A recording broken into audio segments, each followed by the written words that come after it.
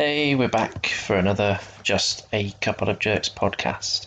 This week, I'm chatting with Kim Oppalfens from Belgium. Kim is 15 times MVP or something crazy like that. He's been around in the MVP game for a long, long time. We had a good old chat about MMS, and in particular the curling event that he suggested they should do out there, which went down a real storm. How he takes his son out to football, or the soccer, as you say, out in the States. And he does a 50-mile round trip. 50 miles. Wow. To go and see his favourite team, Ghent. And it was a real pleasure. It was a real pleasure chatting to Kim. And I hope you enjoy this week's Just a Couple of Jerks.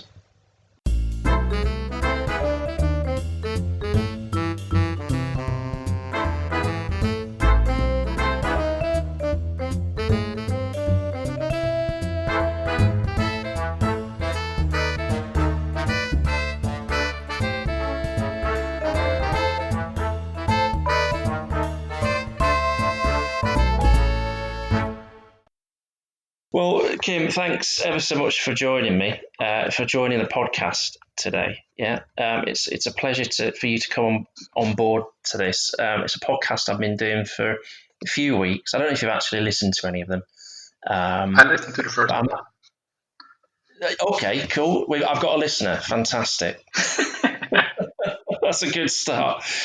I'm having an absolute blast doing them, and it's the good. What I find about it is, some of the people I've invited on I know quite well to a degree. Well, I don't know quite well. I know them through the community, and there's other people I'm talking to I don't really know that well in the community. And what's great is I think by the end of it is we kind of get to know each other a little bit more, and also our listener could potentially get to know people a little bit more. So the idea of the podcast really is about us as community people who are out there, being kind of well known, but people don't really know anything about us at all, beyond what we do. So a good way to potentially, get across who we are, and also, to find out that people just have day-to-day struggles, doing their jobs or in life or whatever. And the idea is I call it Just a Couple of Jerks to emphasize that ultimately we are just ordinary people struggling, surviving, etc. So thanks for taking part. You're welcome. It's my absolute pleasure.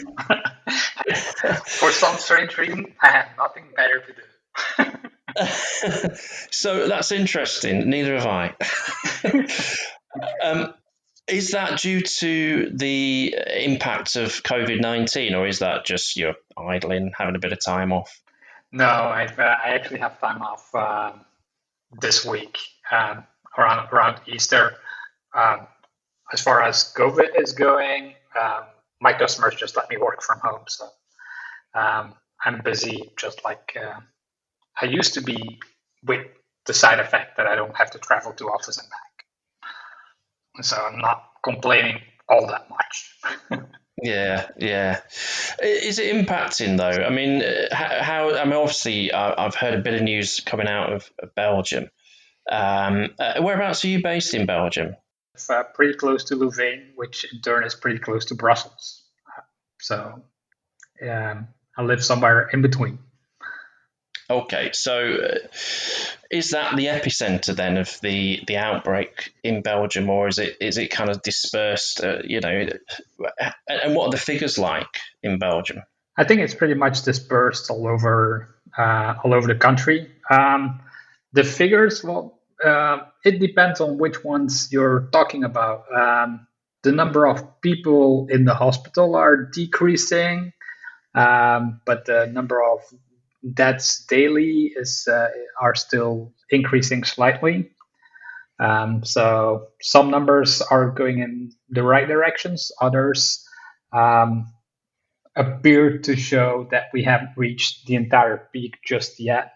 So it remains to be seen whether less people being hospitalized results in less people dying daily of this virus. Sure, sure. And then you've been in lockdown as well, I take it, for a while. Yeah, although they don't technically call it lockdown, we can still go to work if you cannot work from home. We can still do shopping, but the schools have been closed for a couple of weeks. Shops have been closed, except for shops that basically serve food or sell food. They can remain open. Again, the exception there is restaurants. Restaurants can create takeaway meals, but you cannot go to a restaurant to eat. So we're in what they call semi-lockdown. Okay. It sounds pretty similar to what we're going through in London, to be honest. Exact same scenario. So we're kind of 2.5 weeks in. Our death numbers are still rising, but they seem to think there's a peak maybe in the number of cases. And that hopefully continues that trend. So obviously then the deaths hopefully start to come down as well. But lockdown wise, yeah, exactly the same. We can pop out to the shops. People are trying to get home deliveries. That's proving extremely difficult to do that. So we have to take the trip out, and then we're kind of lining up to go in the shops 2 meters apart. Gets a bit of a free for all when you're in the shops, I've found. It's a bit strange. You kind of queued up to go in, and then we're kind of walking along aisles and moving away from each other. But it's, I suppose that's all that can be done at the moment. They obviously got to keep that food supply coming, and then it's the impact on everything else, which is just absolutely huge. And how long we're going to be in that for is anyone's guess, really, isn't it? Yeah, I think we've been in this particular state for close to 4 weeks now. I think they introduced it on a Friday, so I think tomorrow will be in semi-lockdown for 4 weeks. And my wife does most of the grocery shopping. The very first couple of days, she said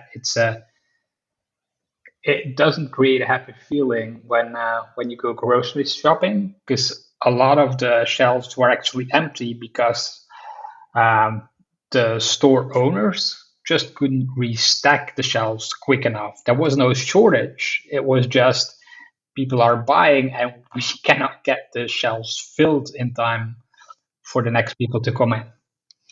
So Yeah, here it's been an initial panic buying, people stocking up on crazy things. We obviously had the toilet roll thing going on for a week or so. Now we can't so we can buy bread, but everyone's started buying flour. In fact, I spoke with Mike Marable a couple of weeks ago, and we were talking about how to create a starter for a sourdough bread, because I used to make bread after taking it back up again because I thought, right, okay, start all that. And but everyone's buying flour, so you just can't get it anymore. It's impossible. Because people have gone, actually, this tastes a hell of a lot better than buying.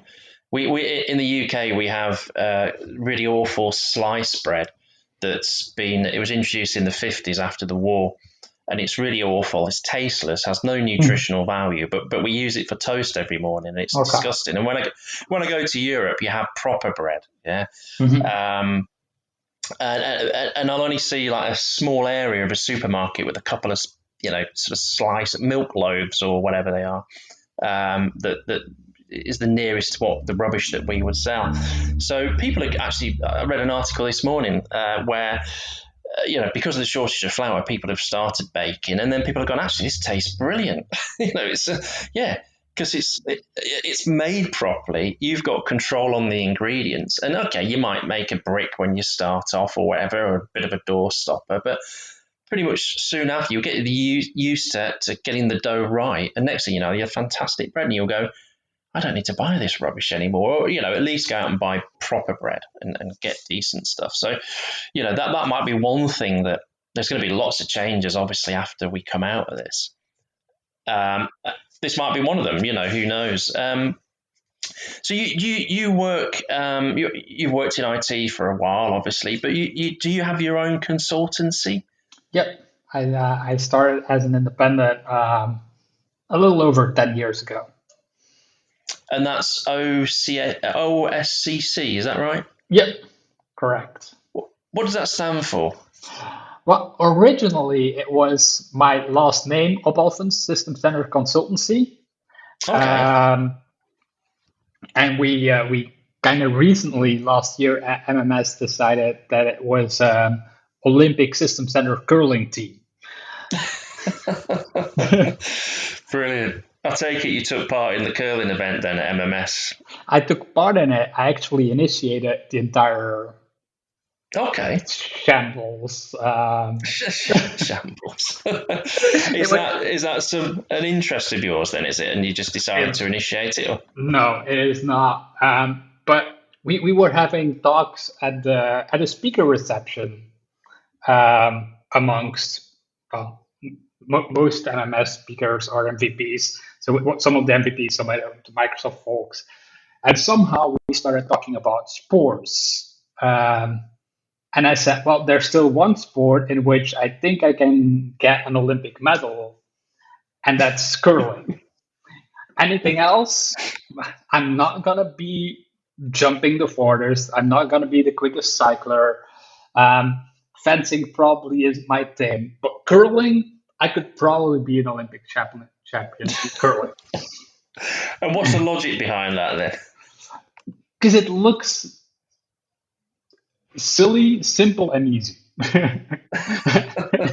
You're good at sweeping the floor, is it? Is it? Oh, I could actually do this as part of a sport. Yeah. In practice, it is none of those things. But when you look at it,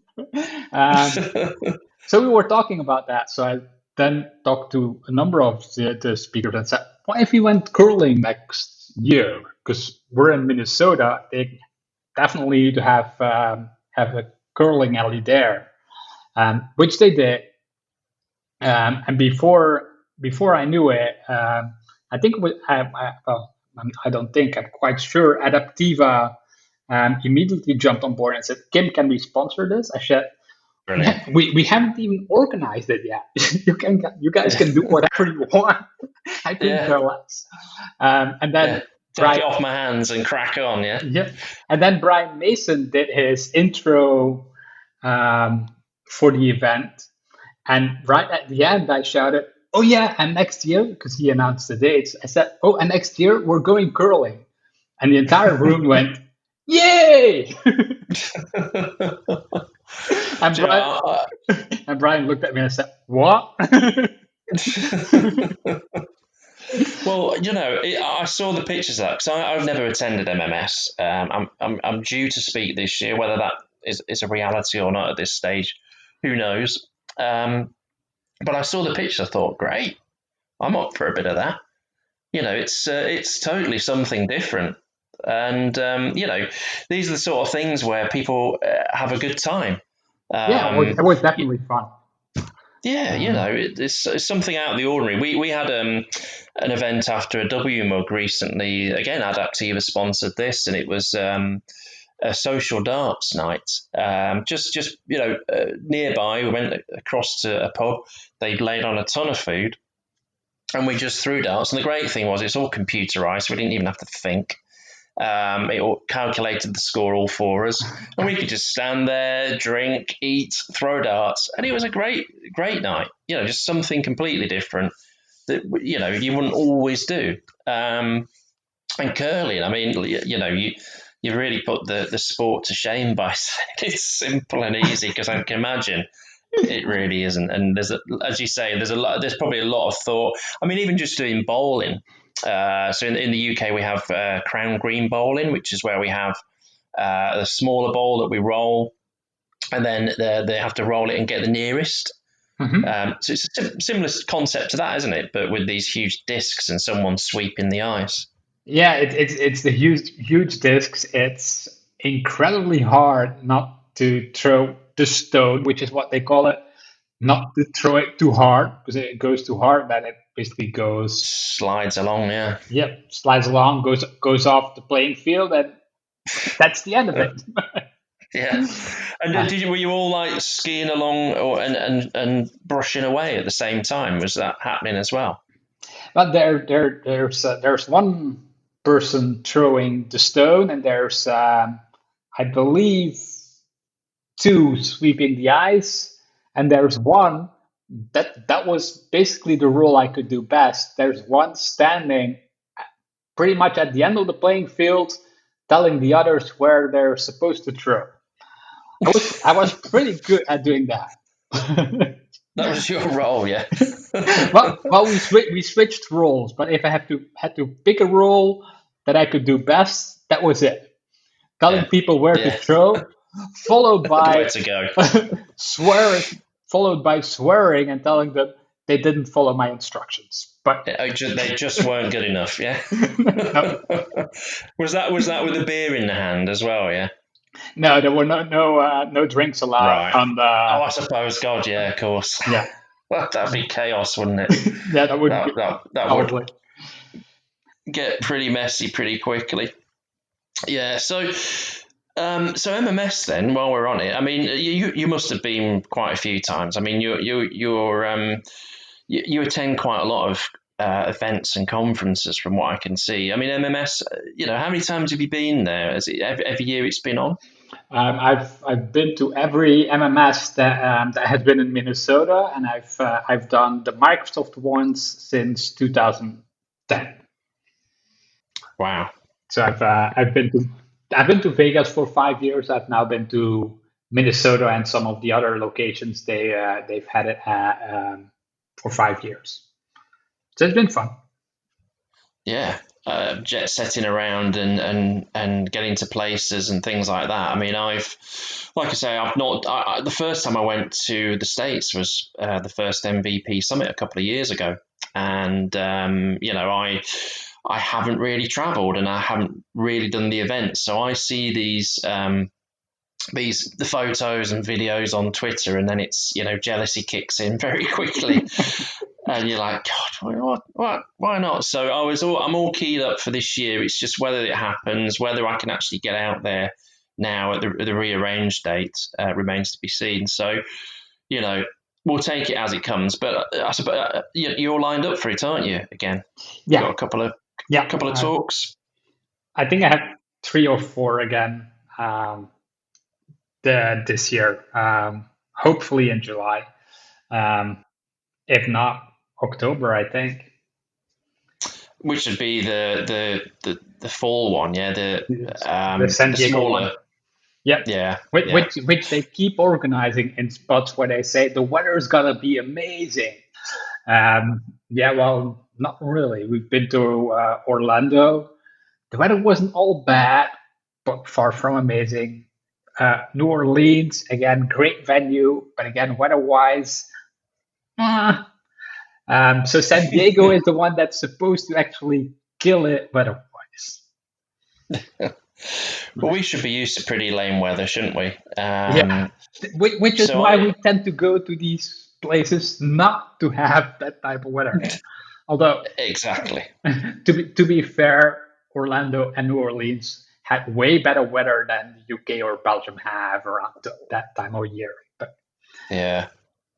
Well, we were so blessed at the last MVP summit. Do you remember? It was like 30 odd yeah, degrees. yeah, It was a record temperature for March in Seattle, and we was like, I was sending pictures to my wife, and I said, no, but I am sat in a room all day.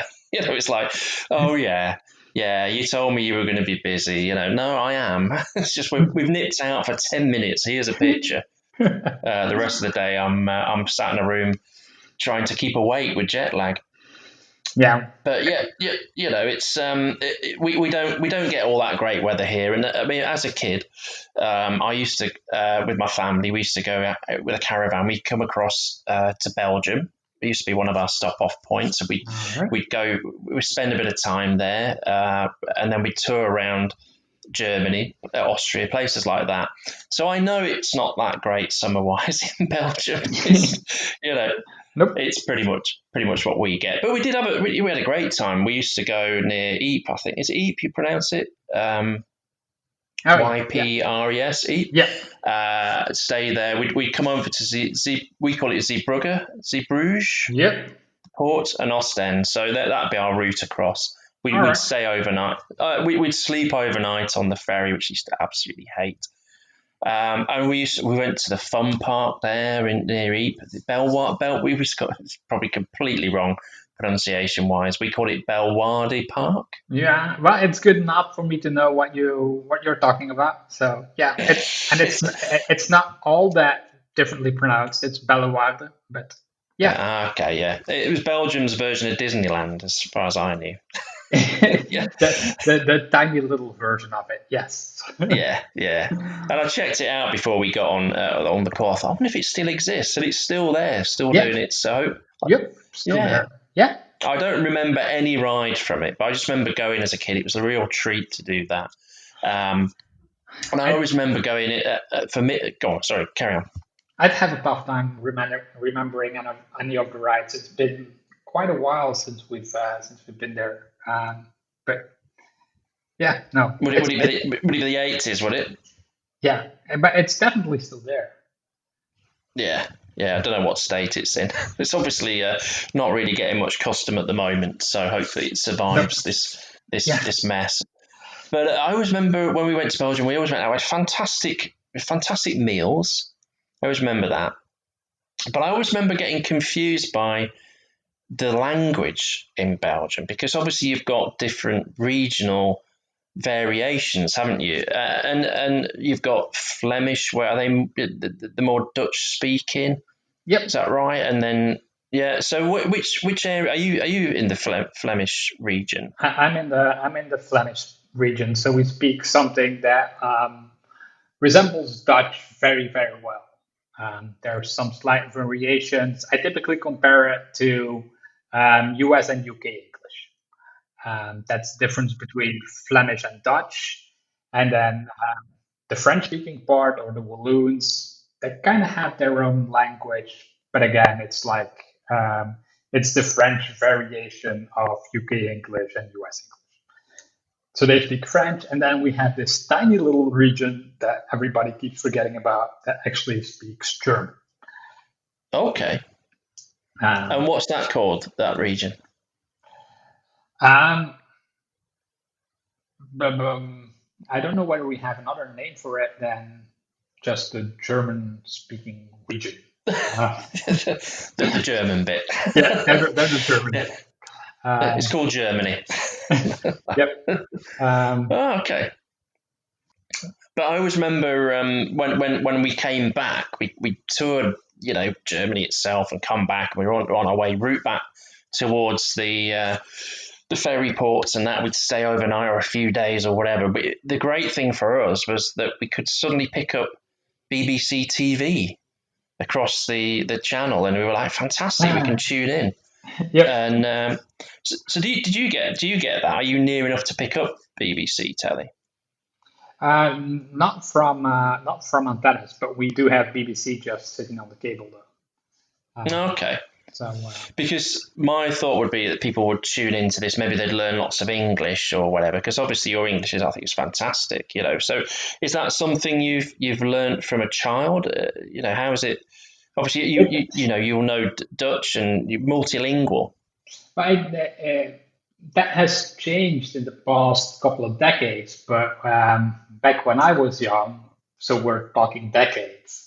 Um, most Tell me about it. most TV shows we watched were actually in English and were subtitled. We didn't get a lot of natively Dutch spoken TV shows. The Right. market So the English stuff wouldn't be dubbed. It would just be no, in English with yeah, the subs below. Right. Okay. yeah, and that part hasn't changed. We still don't dub anything that's English spoken. What has changed is that more native Dutch content is being created. So there's Right. more Dutch TV shows and stuff like that. Okay. Back in the So you just days, soaking this up as a kid, then just yep, listening to it, hearing the words, and then yep, just as a youngster, you're just picking it up naturally. yeah, pretty much, which doesn't necessarily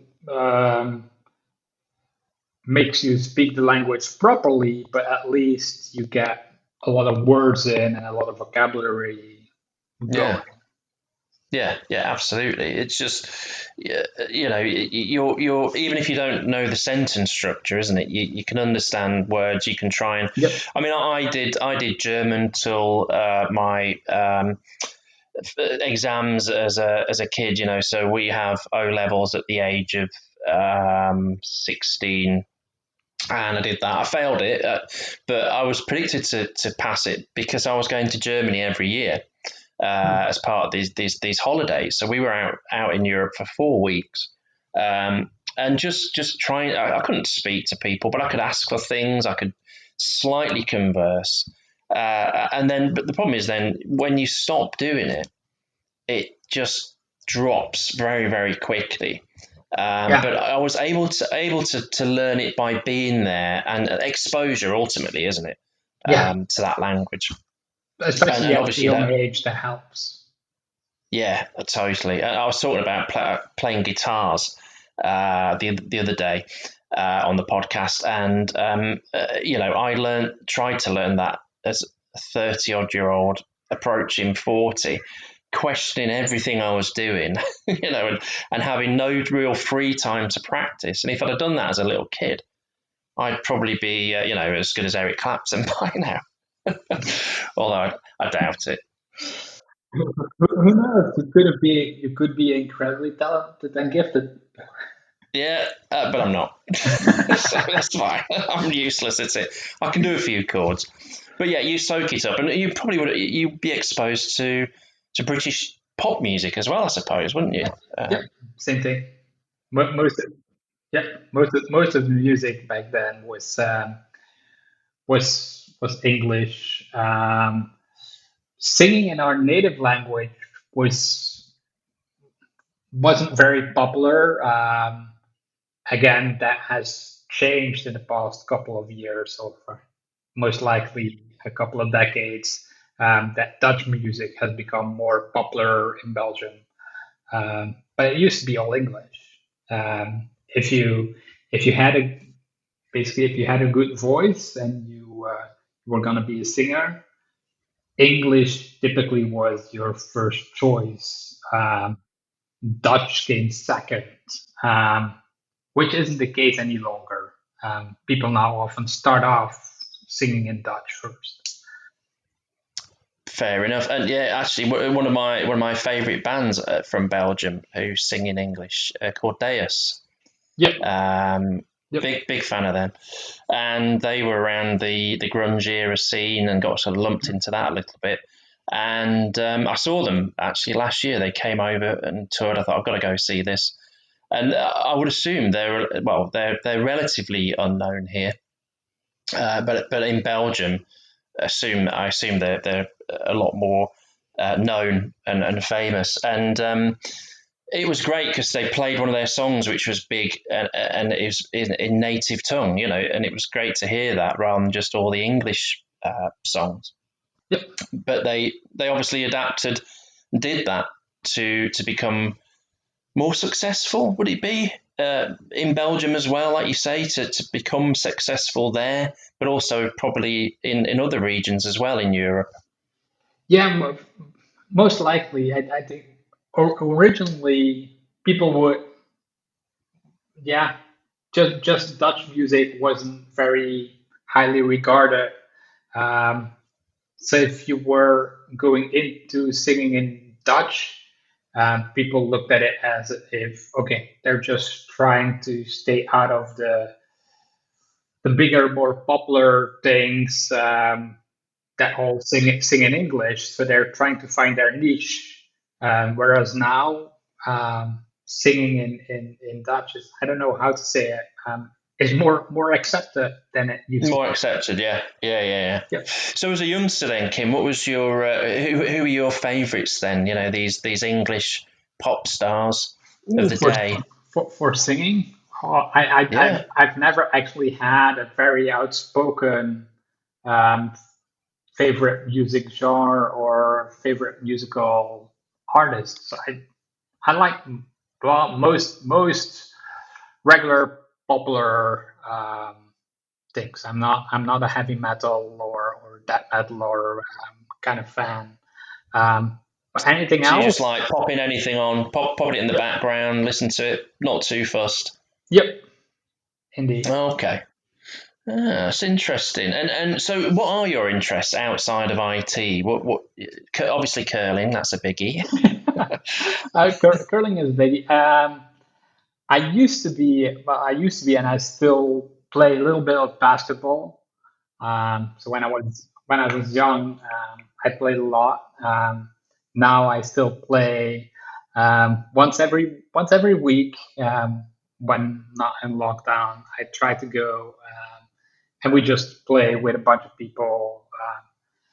We don't train anymore. We just play recreational matches between each other. So that's So fun. just kind of chilling and playing, nothing too competitive, just No, having a good time. yeah, we the interesting thing is we don't even keep actual scores. There's people that kind of count in their head, but we don't actually keep score when we do that. Um, Once a year, we have what we call our All Star weekends, and then we play matches 3 against 3, where we do keep score. And the interesting bit is the minute we do that, all of a sudden everybody becomes way more competitive than we are Yeah, the rest of the it year. gets nasty.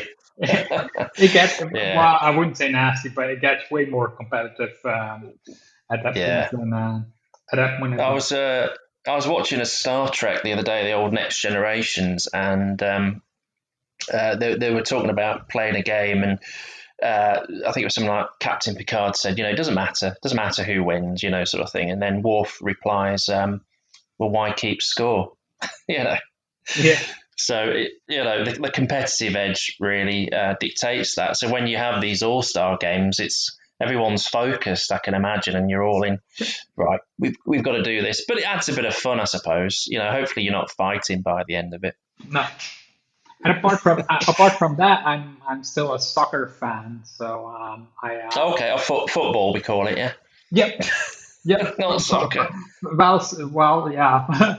For your U.S. English listeners, or for the U.S. English listeners, yeah, we call it football because it's a Football, sport that yeah, we that's sport, that we play with a ball with and our we kick foot. it with our foot. Not sure why you guys call it football, but it's not a ball, and you don't use your foot very often. Yeah, yeah. So what's that all about? Absolutely. So, is your favourite team? Is it Premier League, or are you again sticking with Belgium on that? Are you got a local team you support? Well, I've got, well, local kind of depends. I'm still rooting for the team where I was born, because I was actually born in Ghent and Right. moved to Louvain at the age of 16. Um, So you've I kept it still, local. Good man. yeah, Yeah. and I travel every 2 weeks. So most of the home matches, I travel back to Ghent with my son, who was born in Louvain, but which I took with me to the very first game in the new stadium they built 5 or 6 years ago. Um, and he was sold immediately and said, "Dad, can we come back next week?" So I kind of had to explain to him that there was this concept of home and away matches, and that we couldn't go to the stadium every single week.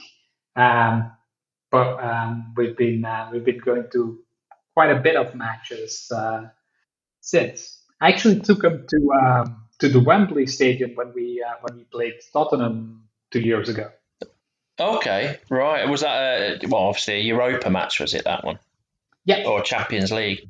No, it was Europa League, and Tottenham was building its new stadium, so they were playing Yeah, their yeah, matches in the Wembley Stadium. So yeah, that yeah. was good. And how did that go? Because I mean, I would assume that's probably the biggest stadium your son had been to then at that point.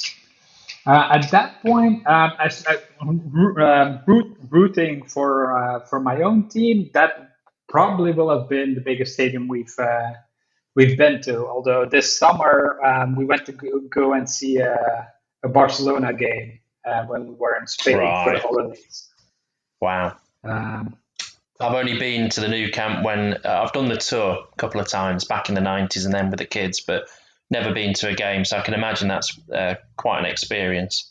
yeah, it was good. It was good. Yeah. Although um, it was an amazing experience. Although I typically keep adding. But you kind of know what's going to happen. They actually at a certain point in the game they were 0-1 down, um, and then all of a sudden they start playing for real. And I think 20 minutes after that, I think it was 3 or 4-1. So there's a serious imbalance between quite a number of those teams and the top teams, which kind of means it's incredible to watch, but there's no real, not a lot of chance. Yeah, there's The not. atmosphere is lacking. Yeah. Yeah. Yep. No, I agree. I mean, how did it go when you were at Wembley then? What was the score in that match? Was it a competitive game? It was a very competitive game. I would have to think again what the score was, but we managed to kick Tottenham out of the league at that point in time. Oh, Um, right. Okay. uh, Brilliant. with quite a bit of luck, and we did pretty well in the home game. I think we won the home game with 1-0, or maybe it was a tie 1-1. But then in the away game, Dali took a red card pretty early in the game, and we managed to score after that, which meant Tottenham with 10 players had to score, I think, 2 or 3 times to get us out. And they tried really hard. Had a lot of kicks on goals, but the ball wouldn't go in for Tottenham. Yeah. So we managed to go through there. Which Brilliant. was So that would have been a great atmosphere for you. Yeah. yeah, yeah, yeah. Absolutely loving it. And What, your son's soaking it up, isn't he, as a yep, youngster? yep, Just, yeah, fantastic. yeah. That'll be a match you'll never forget, I've no doubt. No, I mean, we played there. So my team's Barnsley. We're in the Championship, and we were at the bottom of the Championship when the season stopped. So it's like, okay, what's going to happen now? But we played at Wembley against Tottenham that season as well in a cup match, and I think we lost maybe 2-0, which wasn't bad for us because we thought we'd get hammered about 5 or 6. But there was a nice bit of atmosphere coming from our fans, but I felt it was lacking from them purely because, I mean, to them we were a small team, it didn't really matter. But I can imagine the Tottenham fans were going crazy during the match that you were at, and it was pretty packed.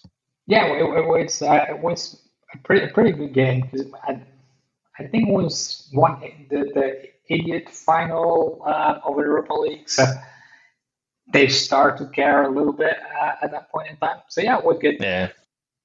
Cool. And so when you do the trips to the home matches, then how much of a journey is that? Is it 20 miles, 50 miles away, kilometers? I think it's 50 miles. It'll be 50 miles, give or take. And we typically, so I take the car, I put the bikes on the trailer, and then we park somewhere near the stadium, and we bike the last couple of miles, Oh, cool. which is So not a that's part become the sun likes. that's brilliant. I mean, it's every home match you're managing to make. Then are you committed to that, or just kind of try and fit it in? Pretty close to. if there's obligations we really cannot get out of, we'll skip home match, but not often.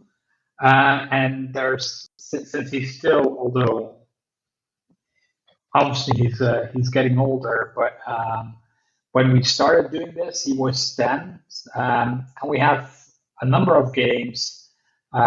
Sunday at 8, Sunday at 6. So when he was really young, the games, even the Sunday at 6 games, were games we didn't go to, because by the time the game is done, it's 8 o'clock. By the time we get to the car, it's 8:30. That means 9:30 at best before we're back home. So that was cutting it close. But now, since he's older, we do go to the 6 o'clock games.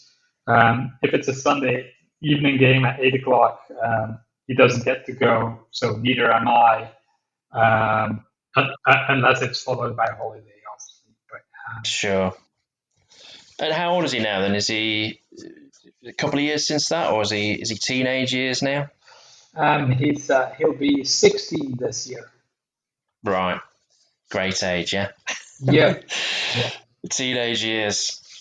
All good fun. Is he your only child then, Kim, or have you got any others? I have a daughter. I have a son and a daughter. So the daughter will be 12 next month.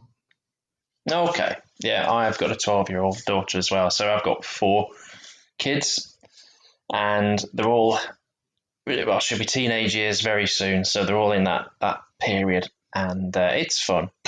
Yeah. It has its moments, yeah, but we get through them.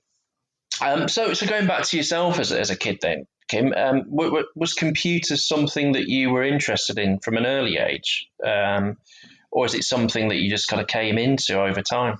Not really. I think I started doing things with computers at the age of 14, 15, maybe.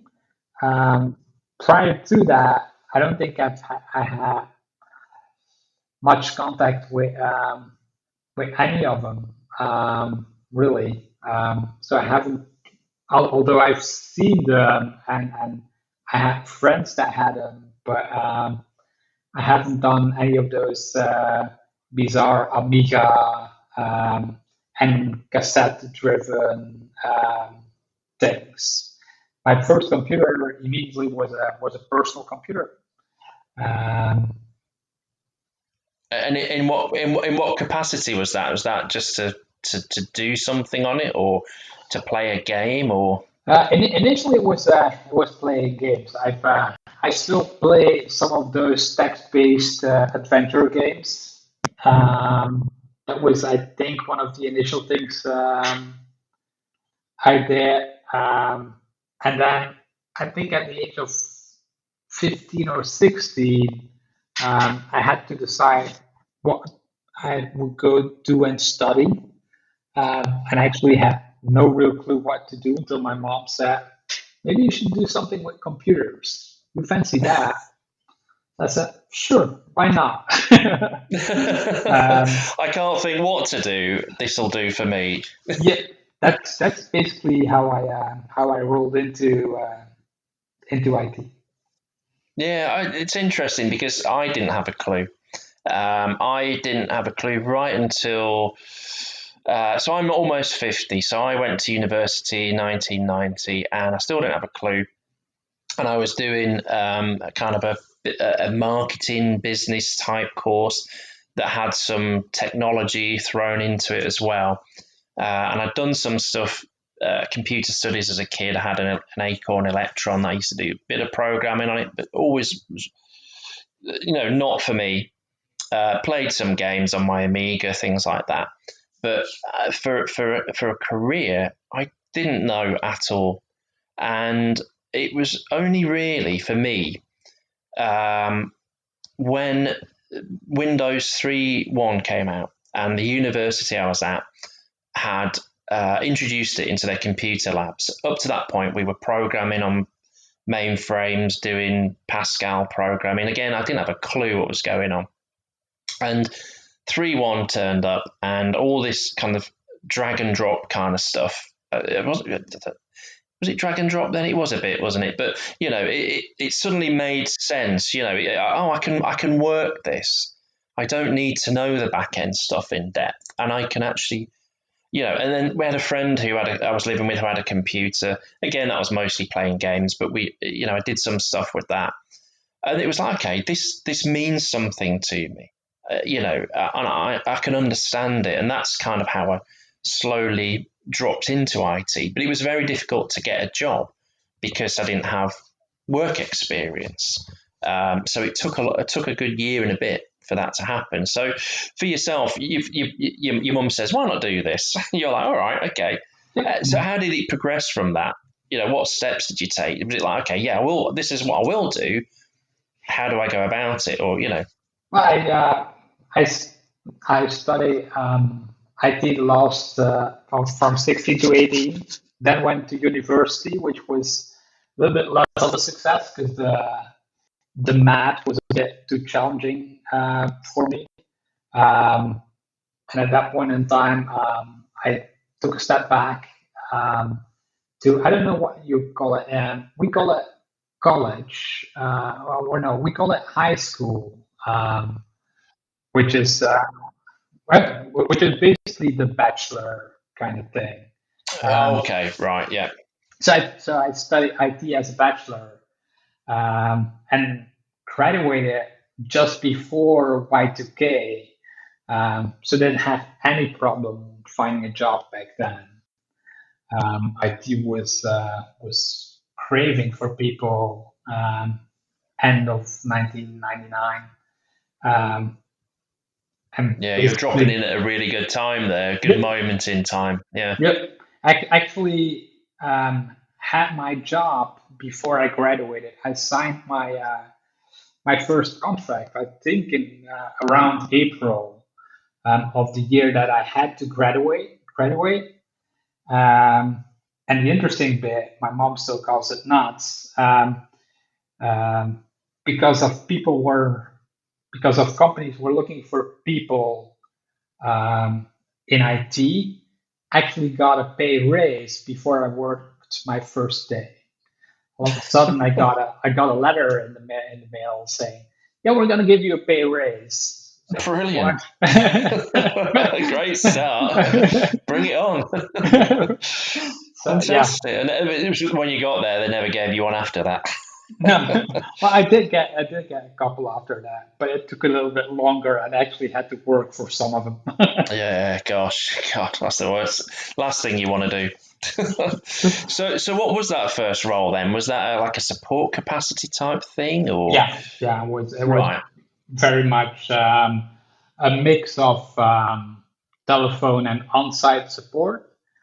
Um, and I left that role rather quickly after about a year and a half, to become a professional trainer, and give training classes.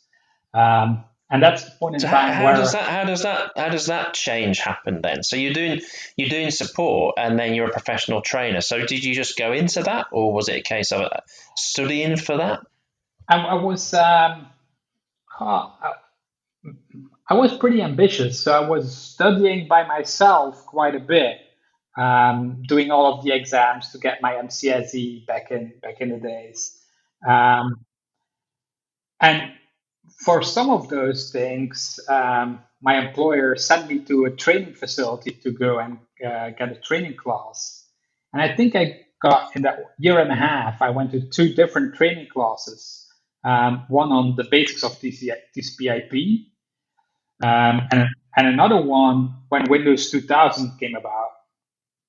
Um, and I figured that when I was going to the TCP/IP class, I talked to one of the instructors, um, and basically, technically, I considered us to be roughly on the same level. Obviously, with the exception of knowledge on TCP/IP, which was one of the things he taught. So he obviously knew way more about that than I did.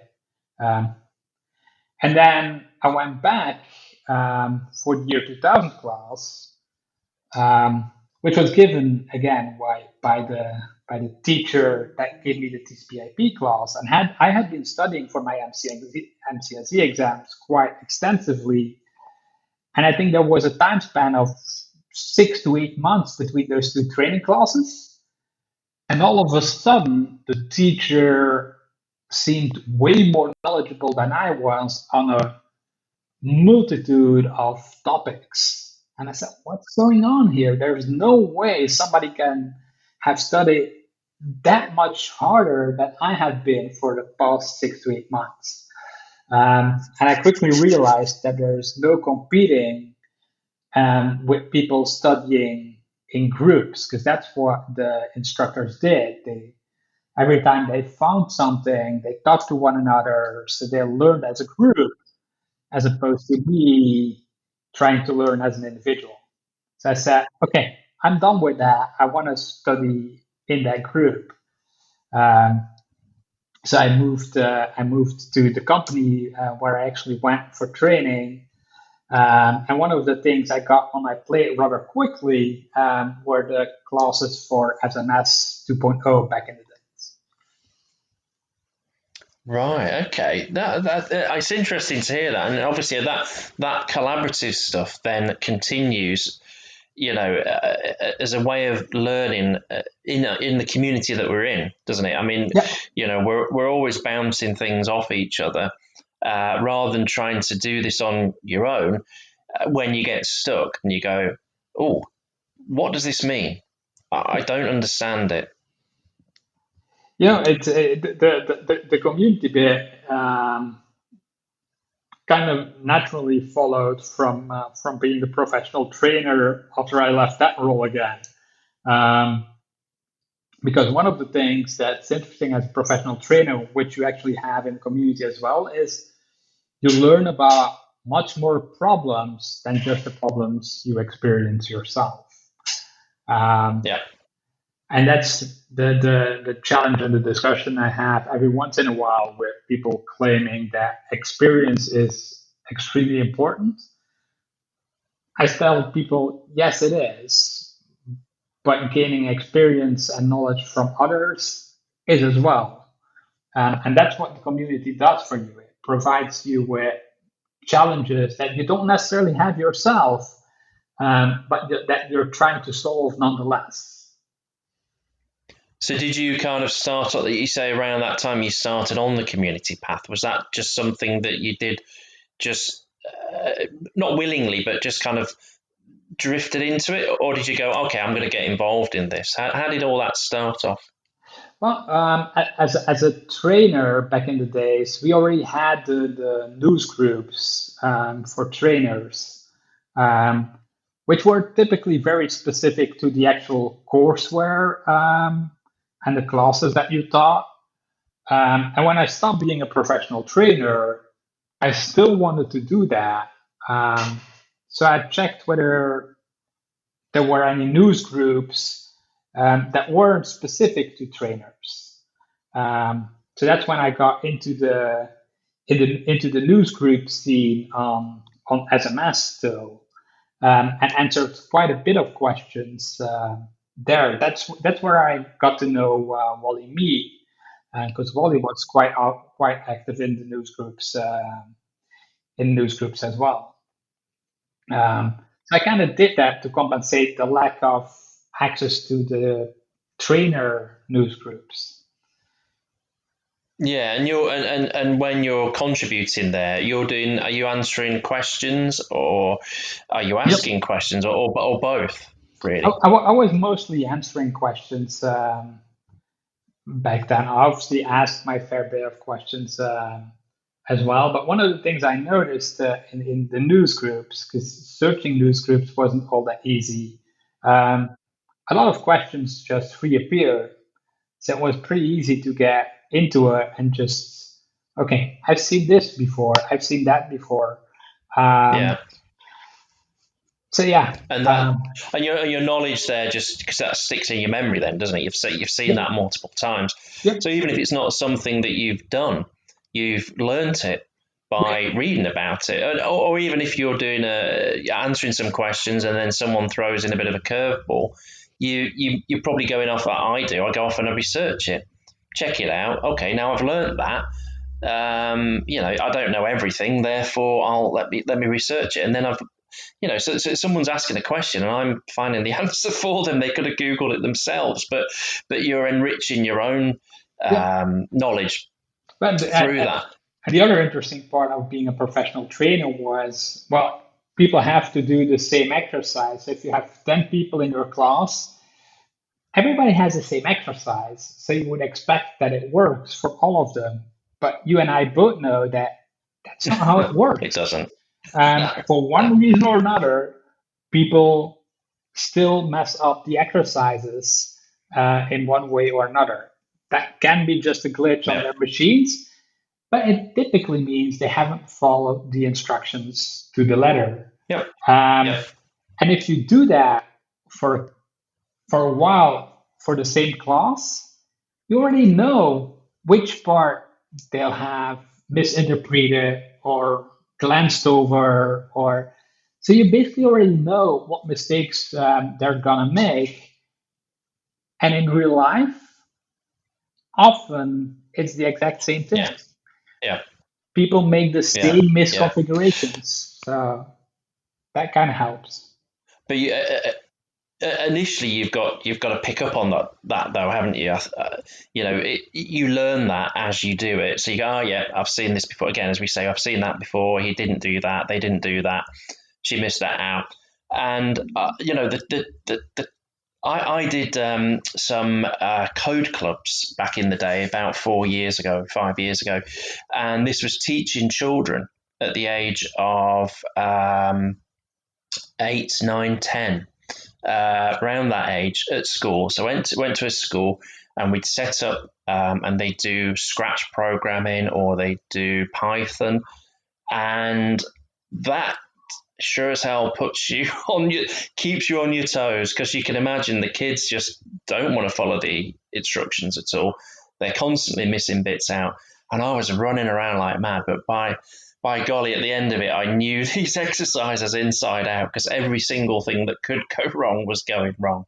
Mm-hmm. Um, but you learn so much from it, like you say. Suddenly you've grasped it, and you can apply that. And I think you're probably the same, Kim. I struggle with things, but then I pick it up quickly as well, and I think that helps me on my day to day. Then to then apply that. Um, I can struggle with things. I do look at it and go, what does this mean? And sometimes it just may be badly written article that it doesn't make sense when you read it back, and you've got to translate it as well, which adds an extra bit of complexity, I suppose, to you learning something. Right, Um, it's the more you know, obviously, the more anchor points you have to understand more challenging topics and get deeper into something. So that definitely helps growing older. The thing that doesn't help is that I don't learn things as quickly as I used to. Um, I um, Growing this goes older, back I to my guess. guitar playing, doesn't it? It's like Yeah.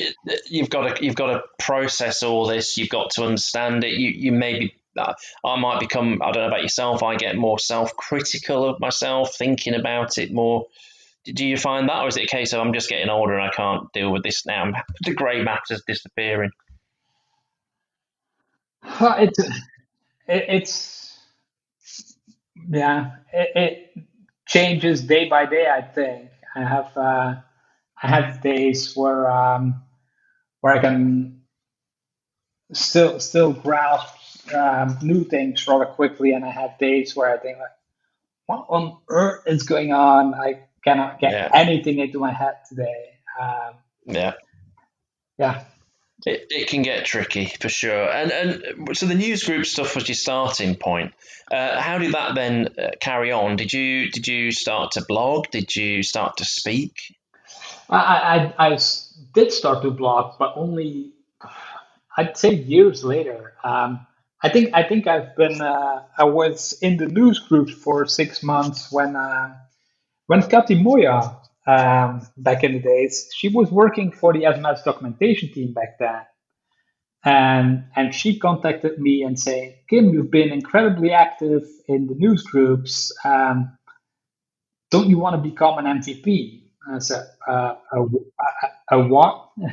Because back in the day, I had no clue what the MVP program was about. Um, so I think after about a year in the news groups, I actually got my first MVP award. Um, And is it about 15 years or something you've had it? it's been 15 years. Right this month, I think. I believe I had my very first MVP award, 1st of April 2005. So I'm one of the Wow. April Fool MVPs. Yeah, yeah. Um, So did you get an email back in the day then? Is email existed then, didn't it? Yeah. yeah, So yeah, did you get an email coming in and it was like you're now part of this program and you're like, yeah, right, fantastic. yeah. I did. What does all this mean? I suppose would you did you know what the program was about or No, I had no clue. I had no clue because back in the days, I don't know how many there actually were worldwide. But at my very first MVP summit, I think there were 7 or 8 as a mass MVPs in the room.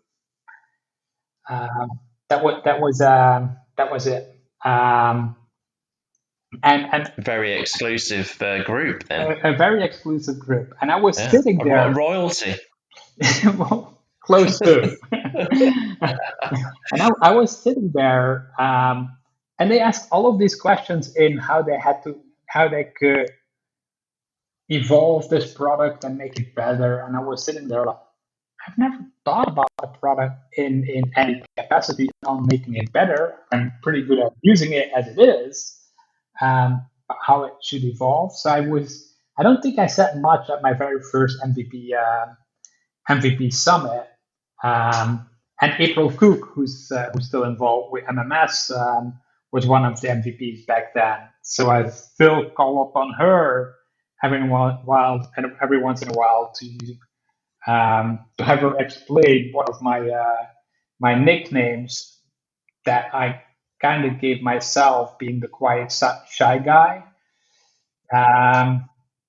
Because people now say, "Hell no, you're not quiet, you're not shy." Yeah, yeah. I know where they're coming from. And with your first name, we're not even sure about the guy part. Um, Yeah. um, but I still call upon her to say my very first MVP summit. I don't think anybody knew the sound of my voice because I didn't say a damn thing because I had no clue what it was about. I was blown away by the other people in the room. Um, so I know that feeling. Yeah, I mean the first summit I went to, I think I spoke once right at the end of the yep, week, and I've spoken about this. It was walking into that room of people, and this is where you get an imposter syndrome kicking in or whatever. You go, yep, why the hell am I in this room? What the heck is all this about? yep, And you're totally undermining anything you may have done yep. to be in that room. So Um, I'll stick with my claim. I'm the quiet, shy guy, and the other MVPs corrupted me. yeah, we'll have to have a word with all them. But it's you soon realise, but when you're chatting away with people, that we're all in this struggle, and that's why, as I said about the podcast, we're just regular people trying to get by. The beauty that we have is that we can feedback, and as you say, you were sat in that room going, "Oh, what you want feedback from me? You want thoughts from me? I didn't really think about that." Um, and you're in a privileged position, sat in that room, to have that ability, and that's something we totally don't we do appreciate, and we don't ever kind of say that it's something that we though, we worked our way to get it. So we're lucky. We're lucky in a way to be there. Totally lucky, but we've worked hard and we're privileged to be there. So it's, why not say something? Why not feedback? And why not get involved ultimately, isn't it? Everybody has something to offer. That's one of the things I've learned throughout the years. I think now with the current branch model, you see so much more. We got the user voice, but even the product group being on Twitter and the interaction that they have means that anyone can feedback with ideas. And we see so much of this stuff going into the product, and it's churning out. And it's yourself and Jurgen who have the challenge when the TPs come out. I'm right in that. Yeah, although he's been um, kicking my ass for months now. Been wiping the floor with you, has he? Yeah, yeah. I don't think we can call it a competition anymore. It's a Premier League team against. I don't even Against know where I. Barnsley. Yeah, I don't think I even qualify for championship anymore. But need to Right, get back but into the I game. mean, yeah, it's a challenge in keeping up with it. Ultimately, Yeah, isn't it? Because there is so much chat changing that not just with Config Manager, but in tune with Windows 10 itself and beyond all that. That this is a cadence that could make people freak out and go, "My God, I'm so far behind. How am I going to get back on track?" yeah. Um, I, it's a challenge for sure. yep. And I've been doing a little bit more of development, and that's a problem. The minute I start doing any development, that eats a lot of my time and mental capacity. Uh, and And obviously, is that just little things that for your business, or is that a bit of fun for yourself? it's for the business. We've built an SCCM extension that uses labs for randomizing local passwords, but then integrate it into CM to do interesting things like the remote actions you have to do for remote tools and RDP or connect to an administrative share. We go and fetch the password for you, so that it becomes more easy to use. Um, we now have pre and post scripts. So if you want to really lock down your laptops and workstations, we allow you to keep the firewall completely closed. And if you want to RDP in, we'll just use the SCCM run scripts functionality to open the firewall when you need it and close it when you're done. Things like that. Cool. Yeah, I know you'd worked on a Laps type solution for Config Manager. We had a brief email Yeah, conversation about that. It was a couple of years ago, I think, was it? So it's been a little while. yeah. We Yeah. we started that a couple of years ago. We've now started doing some development on using the false notification channel and the run scripts feature to add pre and post actions. Because to us, it doesn't really make sense that we open up firewall ports 24/7 to all of our machines just because help desk needs access to 5 to 10% of them a year once. Yeah. Um, Yeah. so that's why we added the pre and post script functionality. That's cool. It's a little on demand feature, really, isn't it? Yep, yep. And is that something that you enjoy doing then, the dev side? Because, like you say, you weren't, you kind of didn't really do that as a kid, but, I I I, is I it something do you. I do enjoy doing that. I have a very tough time mentally checking out when I'm doing that. If there's a problem that isn't solved just yet, even if I'm not sitting behind the computer, I'm still crunching through it, um, which the family doesn't always like, because I'm even though I'm physically there, to them I appear absent quite a bit of time at that point. So that's your brain's ticking away, yeah? Yep. Come back to us, Kim. Where are you? Yeah, it's like you're drifting away thinking, Yep. oh, I need to do this to do that. And then if I do this, and is that writing notes down while you're doing that? Or No, that's the annoying bit. It's just all happening in my brain, which means I can do it anywhere, anytime, and it's pretty hard for them to tell me stop doing that. I can't. It's happening inside my head. and do you sometimes fix it in your head and then forget how you fixed it? I don't Or do think you retain that? I don't think I've fixed a lot of things in my well, I've fixed things in my head, that eventually don't turn out to fix it because it doesn't work. I don't think I've fixed stuff in my head that I eventually forgot about again. Um, that's not how it happens. But every once in a while, I say, "Oh, this is gonna fix it," and then I try it and I say, "Oh no, crap! Forgot about this." Brilliant, brilliant. So what's next for you then, Kim? You've got the business at the moment, and that's all ticking away. Is that something that you're going to keep doing long term, Yep, or have you got other plans in your head, or are you happy doing all this? I'm happy doing all this. Next thing I have planned is retirement, and that's still Yeah, a couple of years out. yeah.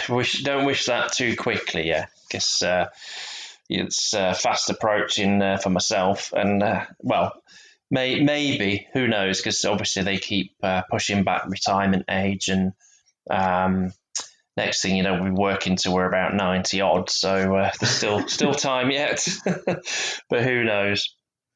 Um, yeah, so I mean the MVP thing. I mean you've been doing that year after year. It's it's great that you're on board and you're always contributing. Um, do you find it easy to keep that renewal going? And how much of your time does it take up? I don't know whether I can actually quantify that time wise, because it all depends, and you don't. I still don't know after 15 years what counts, what doesn't count.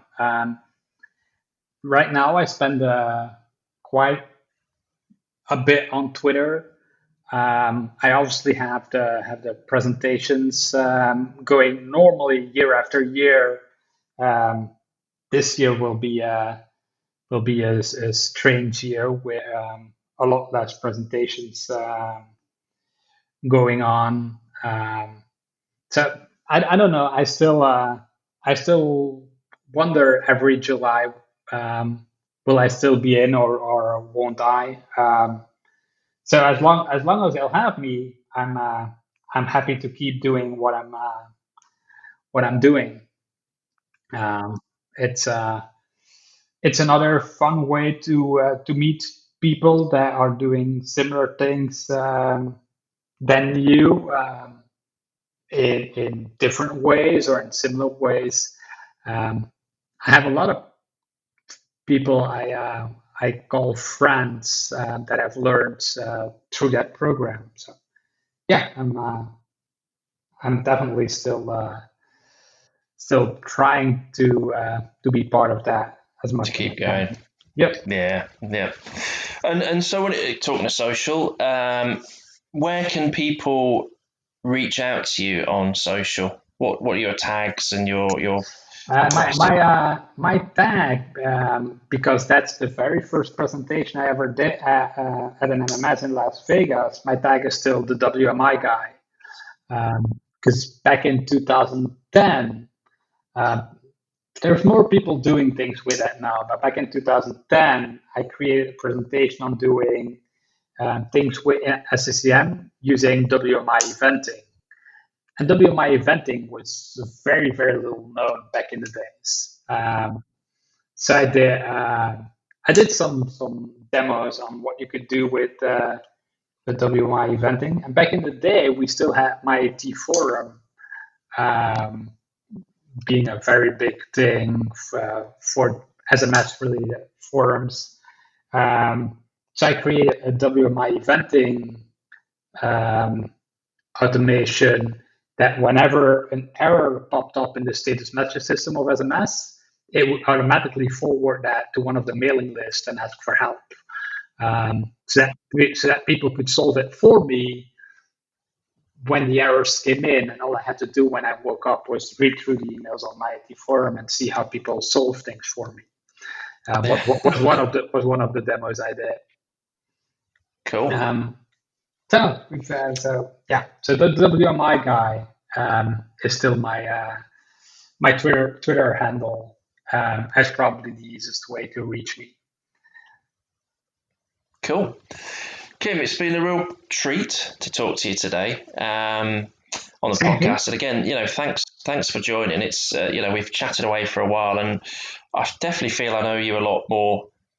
Totally feel I know you a lot more than I did before. And interesting to hear about. I'd love to hear about the football and taking your son to that. I think that's really great. My daughter wants to see my local team, but they're 200 miles away, so we go to the away matches together, and that's kind of cool. She's 12, so if I could get a season ticket there, I would, but unfortunately not. It's just too far a round trip, and that's why I was interested to see how far you were traveling for that. But yeah, it's been a real treat, and thanks ever so much for joining in on this podcast. Thanks for having me.